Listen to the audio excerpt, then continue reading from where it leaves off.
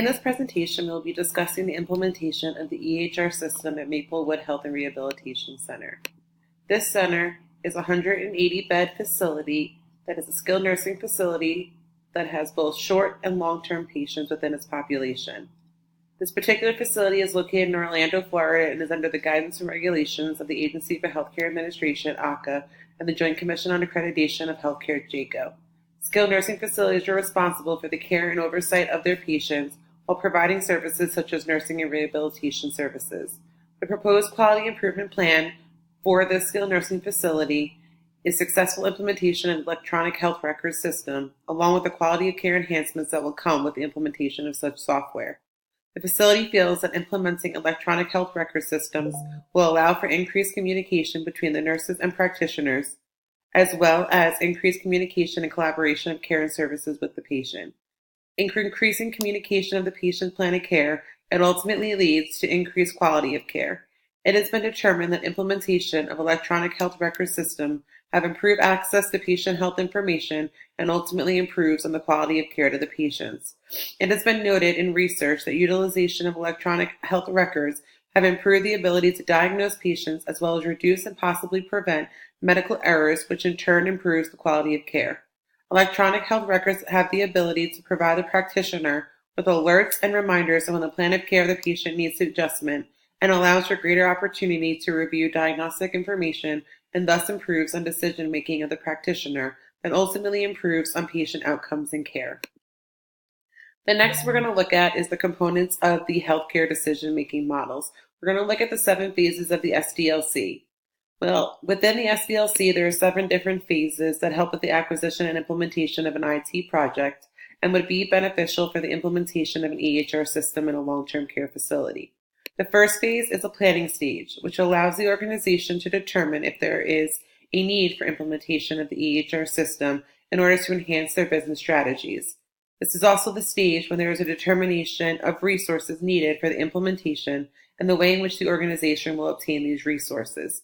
This is where the organization determines any problems that may occur throughout the process and the way in which the organization will overcome them. All allotted resources, costs, time, and benefits of the EHR implementation system should be considered at the point in the implementation plan. The next key step is system analysis and requirement, where the organization will determine the functional requirements for developing and implementing the electronic health record system. This is where the organization will take into consideration the users that will be using the equipment and whether or not it will successfully meet the needs for delivering quality of care to the patients they serve.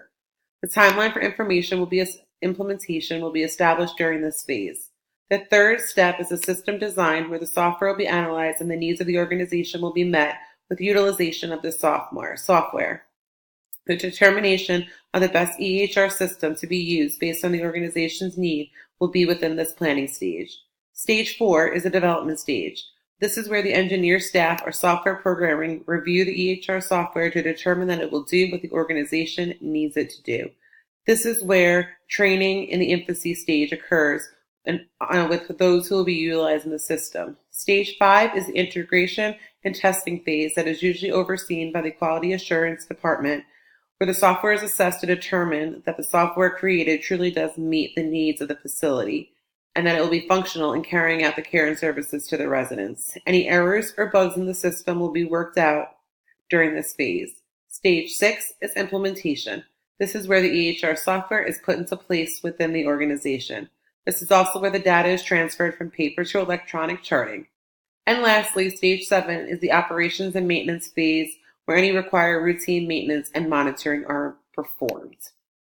We're going to look at the risk analysis and organizational adherence with applicable laws. We're going to be discussing HIPAA, HITECH, adherence to the law, and penalties for the breach of the law. The HIPAA Act is an act that was put into place in order to safeguard protected health information of patients to ensure that information does not end up in the hands of the wrong people. This law was put into place in 1996. Most recently, this has been expanded to include implementation of HITECH in 2009, which covers the integration of electronic medical records. It is important for the skilled nursing facility to understand that those that will have access to the records and what information that they will have access to. It will need to be determined if certain positions need restricted accesses to some of the protected health information. It is also important for the organization administration to ensure that the PHI is not used in any way that is in violation with federal and state laws. Education would need to be provided to the staff members that includes the appropriate use of the information and violations that will occur to those that fail to adhere to them. This could include fines to the individual who breaches them and disciplinary action up to and including termination. The impact that technology has on cultural factors and healthcare provisions and decision making. Here we'll look at the system usability scale, ensuring staff competency and ease, and follow up with staff on progress. The system usability scale is a quick reference tool that allows for an organization to assess the usability of software that they are looking to implement. This is also where they get an idea of where the current employees are in terms of their usage, knowledge, and comfortability with IT programs. This tool is a 10-question survey with 5 responses for the user to choose from, anywhere from strongly agree to strongly disagree. The way in which the results need to be interpreted is by creating a percentile ranking scale. This is important on the proposed acquisition of implementation of the EHR system in that it will allow an organization to determine the best software that will meet the needs of the organization and in turn allow for increased compliance with utilizing the system.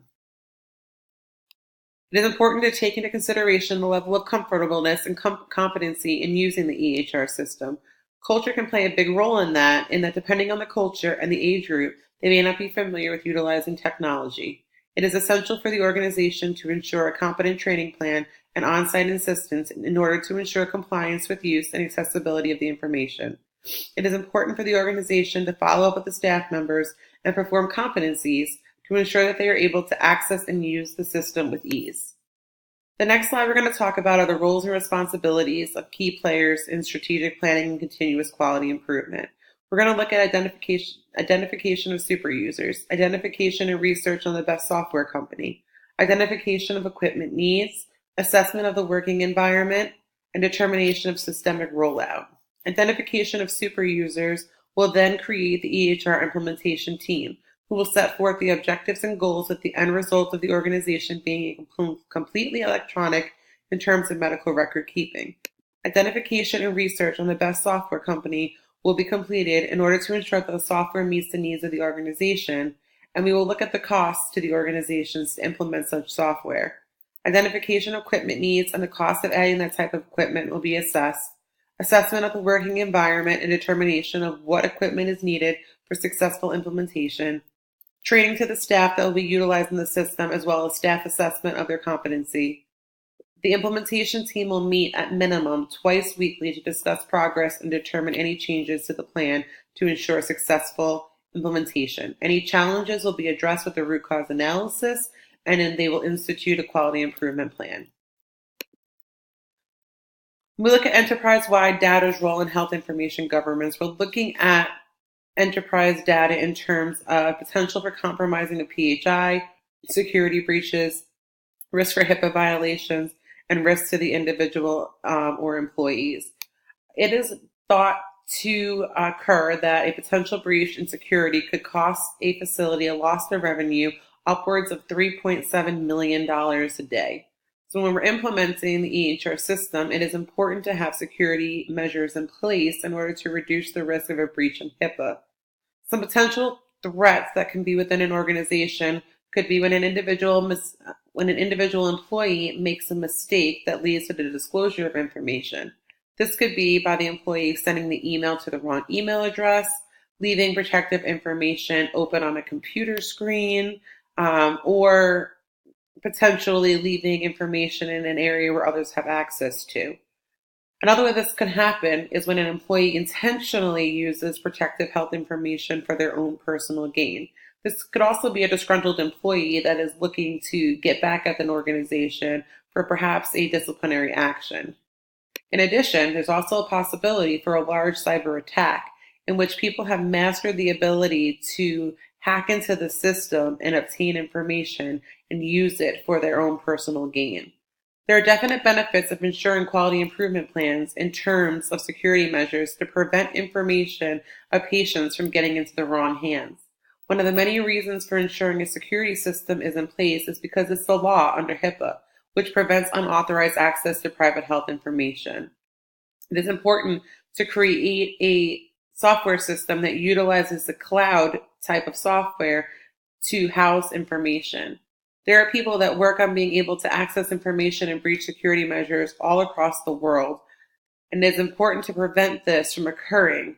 EHR vendors are increasing their security systems and utilizing military-grade encryption devices, which would prevent these threats from occurring and ensuring unauthorized information does not get into the hands of the wrong people. We're going to look at the economic impact of an EHR system. We're going to look at the cost of security measures, the cost for employees, the cost for software, education and training costs, and of course, equipment costs. Although the implementation of security systems and education programs can be costly in terms of executing, they will initially force the organization to come up with some out-of-pocket expense. The risk in the long run and the cost of potential security breach in protected information can result in detrimental fines and costs to the facility. And it's important for the organization to set aside these funds during the implementation stage in order to ensure a thorough security measure. Some of the less costly ways in which to protect health information is to ensure staff members are utilizing passwords and PIN numbers that will restrict access to only those that need access to the information. In addition, an organization can take some time ensuring that the information being transmitted is encrypted and then cannot be read without an electronic key. It is important that the implementation committee work on developing an audit trail within the system so that they are able to identify and review any potential breaches in patient information.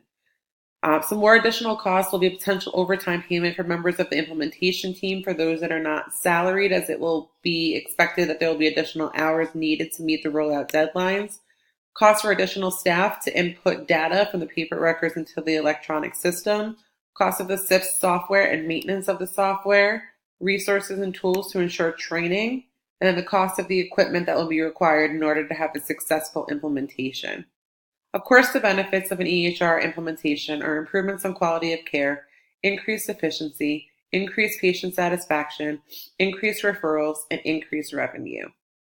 Implementation would improve on decreasing the amount of time it would take to deliver quality of care, which in turn improves patient satisfaction.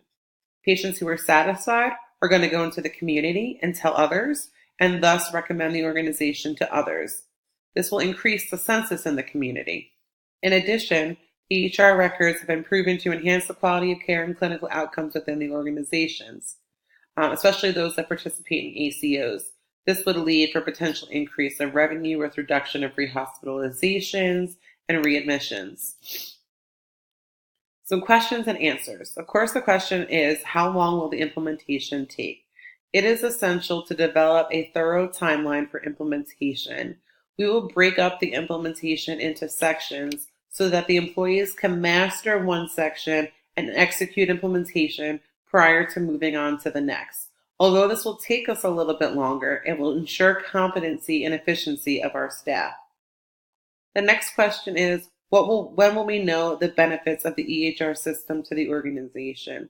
The implementation committee will work strategically to review each step of the implementation process. They will look at any areas of opportunity and institute a quality improvement plan, and are prepared to present the board with statistical data on the ways in which we are increasing our census, increasing our resident satisfaction, and overall increasing our quality of care.